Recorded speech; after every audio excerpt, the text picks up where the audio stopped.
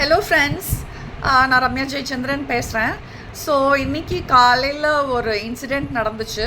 அதுலேருந்து எனக்கு ஒரு விஷயம் புரிஞ்சிச்சு. அதனால் அது ரொம்ப இம்பார்ட்டண்ட். எல்லாமே இம்பார்ட்டண்ட்டாக இருக்கிறது தான் நான் ஷேர் பண்ணுறேன். ஸோ என்னன்னு கேட்டிங்கன்னா, இன்றைக்கி காலையில் ஒரு பியூட்டிஃபுல்லான ஹீலிங் பண்ணேன். அதில் ரொம்ப ஹை ஃப்ரீக்வன்சியில் ரொம்ப வருஷத்துக்கு அப்புறம் இன்றைக்கி தான் அந்த ஹை ஃப்ரீக்வன்சி லெவலுக்கு போனேன். ஸோ அப்போ என்ன ஆயிடுச்சுன்னு கேட்டிங்கன்னா, எனக்கு லிட்ரலாக my whole energy body, my crown chakra எல்லாமே ஹை ஃப்ரீக்வன்சியில் ஸ்பின் ஆகிட்டு இருந்துச்சு. அண்ட் இதில் எல்லாத்தோட ஒரு பியூட்டி என்னன்னு பார்த்தீங்கன்னா, நான் ரொம்ப கிளார்வாயண்ட் கிடையாது. நான் சத்தம் கேட்கும், கிளார் ஆடியன்ட்டு, கிளார் சென்டியன்ட்டு ஃபீல் பண்ணுவேன். பட் ரொம்ப விஷுவலைசேஷன், கண்ணுக்கெல்லாம் ரொம்ப விஷயம் தெரியாது எனக்கு ஆன்மீகத்தில். பட் இன்றைக்கி என்ன ஆயிடுச்சு கேட்டிங்கன்னா, ஒரு blue colour light, blue colour ஸ்டார்லாம் பார்த்தேன் நான். அது இன்னும் நான் கொஞ்சம் ரிசர்ச் பண்ண வேண்டியிருக்கு.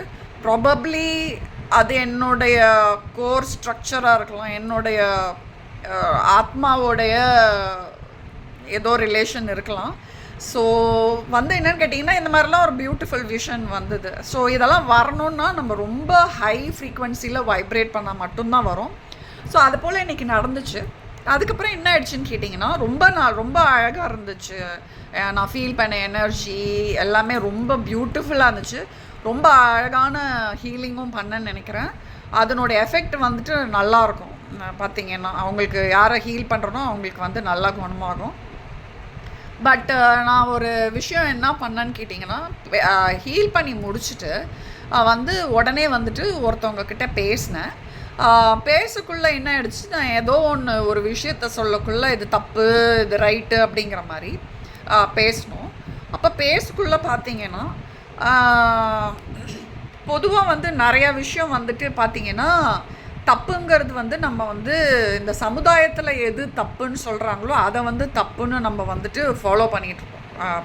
சில வாட்டி நம்மளோட மனசாட்சி, நம்மளோட புத்தி, நம்மளோட இதயம் சொல்லும், இல்லை இது தப்பு கிடையாது அப்படின்னு சொல்லும். பட் இருந்தாலும் சமுதாயம் சொல்லுதுன்றதுக்காக நம்ம அதை தப்புன்னு எடுத்துகிட்ருப்போம். அது என்னான்னு கேட்டிங்கன்னா, நம்மளுக்கு குற்ற உணர்ச்சி கொடுக்கும். குற்ற உணர்ச்சி வந்துச்சுன்னா என்னன்னு கேட்டிங்கன்னா, நம்மளுடைய நிறையா விஷயத்தை டேமேஜ் பண்ணிடும். முக்கியமாக ஹார்ட், ஓகே, இதயத்தோடைய வைப்ரேஷன் ஃப்ரீக்வன்சி, அதனுடைய பிராணசக்தியை அடக்கிடும், நிறையா விஷயத்தில் டேமேஜ் பண்ணிடும்.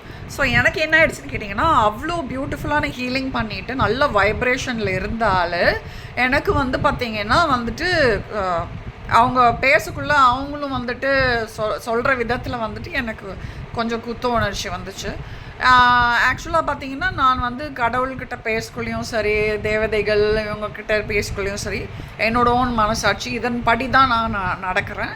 ஸோ அதன்படி பார்த்திங்கன்னா அது எனக்கு நம்ம தான் பெஸ்ட்டு ஜட்ஜ், ஓகேங்களா. ஸோ நம்மளுக்கு தப்பு ரைட் அப்படின்னு தெரியும்.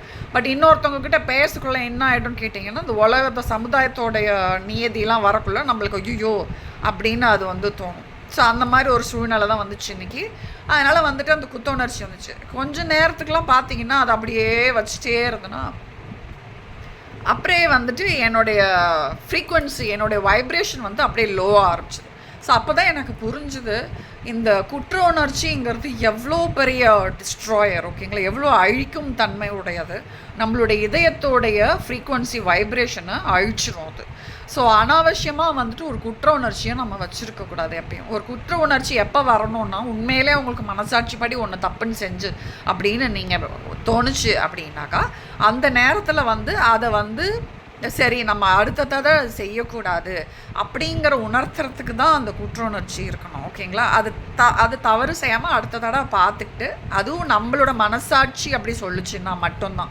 இந்த சமூகம் சொல்லுது, இதை சொல்லுது, அதை சொல்லுதுன்ட்டுலாம் நீங்கள் செஞ்சீங்கன்னா சில வாட்டி நல்ல விஷயம் கூட நீங்கள் செய்யாமல் போயிடுவீங்க. அதை புரிஞ்சுக்கோங்க. ஸோ அந்த மாதிரி ஒரு நிலைமை வந்துச்சு. இது எனக்கு உணர்த்துச்சு. அந்த திரும்பி அந்த பழைய ஃப்ரீக்வன்சி வைப்ரேஷன் ஹார்ட்டுக்கு வர்றதுக்கு வைக்கிறதுக்குள்ளே எனக்கு படாத பாடுபட்டேன். அதாவது அப்போ தான் எனக்கு புரிஞ்சுது, இந்த குற்ற உணர்ச்சிங்கிறது எவ்வளோ பெரிய ஒரு அழிவுத்தன்மை கொண்டது. அதை அனாவசியமாக நம்ம என்கரேஜ் பண்ணக்கூடாது நம்மக்கிட்ட. ஓகேங்களா? ஸோ வந்து இதுதான் வந்து ஷேர் பண்ணணும்னு நெனச்சேன். கவனம் வச்சுக்கோங்க. ரொம்ப அனாவசியமாக குற்ற உணர்ச்சியெல்லாம் பட்டுட்டு இருந்தீங்கன்னா, உங்களுடைய ஹார்ட்டோட வைப்ரேஷன் வந்து கம்மியாயிடும். அதனால் வந்துட்டு தப்பு செஞ்சுட்டே வந்துட்டு இருக்கிறதுன்னு சொல்ல வரல நான். எப்பயுமே நாம தான் நம்மளுக்கு ஃப்ரெண்டு மாதிரி இருக்கணும். ஒரு தவறான விஷயம் செஞ்சுட்டா கூட நம்மளை நாமளே என்கரேஜ் பண்ணி சரி ஓகே அடுத்த தடவை செய்யக்கூடாதுன்னு நீங்கள் வந்து உங்களுக்கு நீங்கள் வந்து முடிவு பண்ணி சொல்லிக்கோங்க. வெளியிலேருந்து ஒருத்தவங்க சொல்லணும்னு நம்மளுக்கு அவசியம் இல்லை. அந்த சமுதாயம் இப்படி சொல்கிறாங்க அப்படி சொல்கிறாங்கன்ட்டும் கண்ணை மூடிட்டும் கேட்காதீங்க. ஸோ இதுதான் முக்கியம். எப்பயுமே உங்களுடைய இதயத்தோடைய வைப்ரேஷன் ஃப்ரீக்குவன்சியை வந்து பிராணசக்தியை அதிகமாக எப்பயுமே வச்சுருங்க. சந்தோஷமாக வச்சுருங்க உங்களே நீங்களே.